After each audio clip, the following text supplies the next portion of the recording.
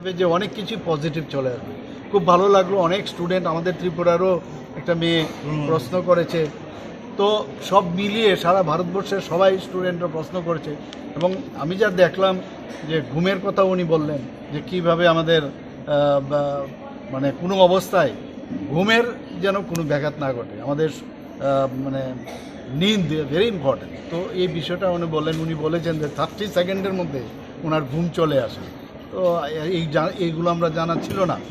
এবং স্ট্রেসবিহীন যদি আমরা আমাদের স্টুডেন্টরাই হোক, আমরা যারা যে জায়গায় আমরা আছি সবাই যদি স্ট্রেস না ভেবে, আমরা স্ট্রেস না ভেবে পজিটিভ ওয়েতে যদি আমরা সামনে দিকে যাই, আর মানুষের জন্য যে করার যে বিষয় উনি এই কথাগুলো বলেছেন, আমি অত্যন্ত আনন্দিত।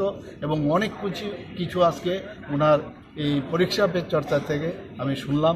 এবং আমি ত্রিপুরার যারা স্টুডেন্টরা আছে, দেশবাসীর যারাই আছেন, উনি তো প্রধানমন্ত্রীজি বলেছেন, আমি ওনাদেরকে বলবো যে মাননীয় প্রধানমন্ত্রীজি আজকে যা যা বললেন সেইগুলো মন দিয়ে ওরা যেন সবাই পালন করে এবং সেই দিশায় যেন ওরা চলে।